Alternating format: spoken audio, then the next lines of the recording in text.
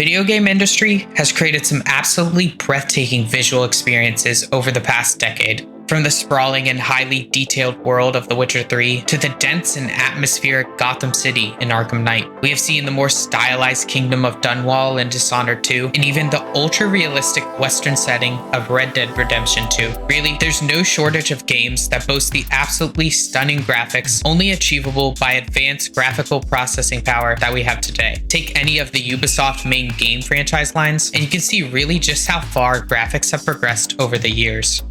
Whether the gameplay itself has progressed in the same manner is a different discussion entirely.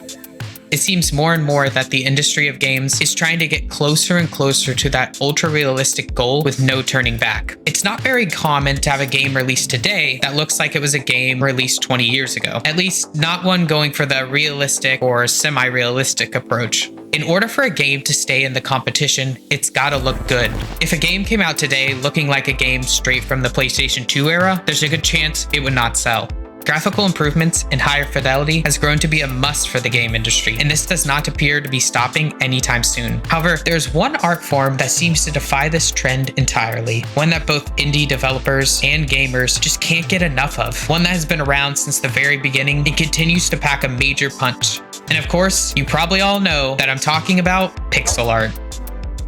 Pixel art has captivated the hearts of many with its enchanting aesthetic and delightful simplicity. When we lay eyes on a beautiful piece of pixel art, we cannot help but be transported back to simpler times. Whether it's the iconic characters or the immersive game worlds, pixel art has a way of kindling a deep sense of connection and appreciation. But what makes pixel art so appealing, and why is it experiencing such a remarkable surge in popularity?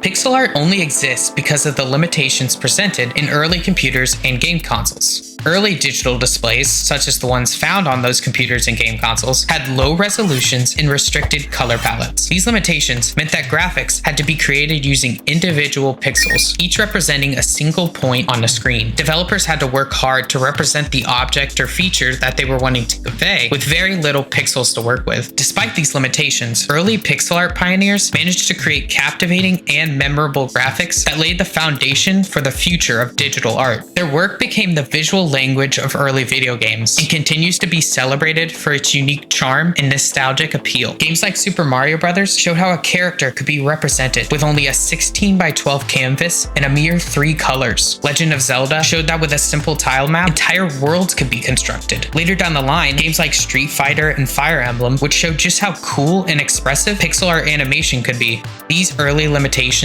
shaped the foundation of pixel art, and as they went away, we slowly saw the decline of pixel art being used for games and the rise of higher fidelity graphics. Games started striving to look more like the real world, and pixel art was considered a relic of the past. However, it seemed to hold a special place in gamers' hearts, and would later see a resurgence in the indie community, where passion projects and lower budgets are very common. The roots of pixel art can be seen even further back to before computers were even around, in the concepts surrounding Impressionism and Pointillism. Both of these art forms date all the way back to the 1800s and form the foundational techniques utilized in pixel art. The trend of losing all the unnecessary details can really be attributed to Impressionism. Developed by Claude Monet and a number of other Paris-based artists, the idea behind Impressionism was simple. You painted the details that were the most important, providing just enough to get the idea of the subject that you were trying to portray. This technique allowed artists to approach art differently, painting with a more on-the-spot approach rather than in a studio, allowing them to quickly capture landscapes and scenes from everyday life. The ideas presented in this new art form eventually spawned the art form known as Pointillism. Pointillism was basically more of a specific version of Impressionism, where the artist would use carefully placed dots of pure unmixed color to make up the image. This greatly relied on the strengths and ideas brought about by Impressionism, the idea of creating an object with the most important details present.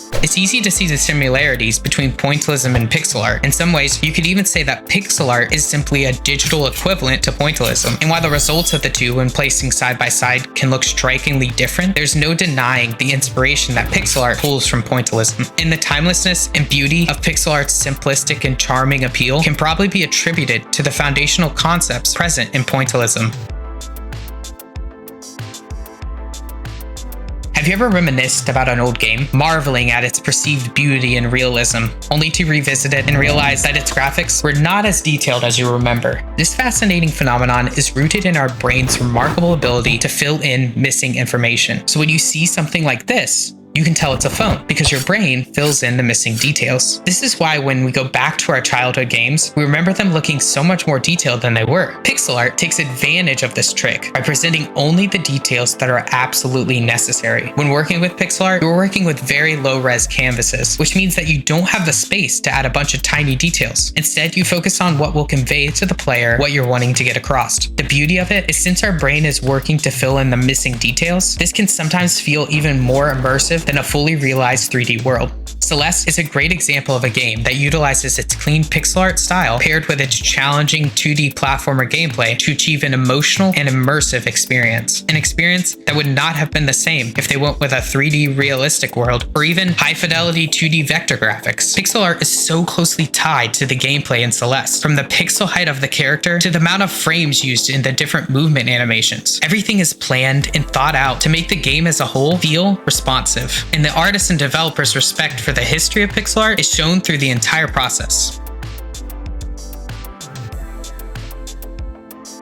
As technology has progressed, the boundaries that once confined pixel art have faded away. The biggest improvement that the advances of technology has given to pixel art is colors. In the early days, game artists were working with very limited color palettes. This was due to the restriction of the consoles or systems that they were producing for. This greatly limited the amount of detail that could be included because there was so much less room for variation. However, today's artists have a nearly unlimited color palette to work with, leading to some truly breathtaking works of art. Games like Owlboy really take advantage of this technological advancement, creating highly detailed backgrounds and set pieces that rival the beauty of some AAA games. What's so cool about this though is Owlboy, even though it embraces the technological advancements around today, still utilizes the techniques and skills utilized in original pixel art, almost paying tribute to it, saying, check out how far we've come and what we can do with the ideas of the past with today's technology. Octopath Traveler 2 is another great example of this, as it seamlessly blends pixel art into a fully realized 3D world. It even utilizes advancements in lighting technology available in Unreal Engine 4 to add a whole new layer to the pixel art world. All of this culminates into a visual experience that can only be described as absolutely stunning. More games are being released all the time that seem to be pushing the boundaries of what pixel art can accomplish, and will only continue as technology improves.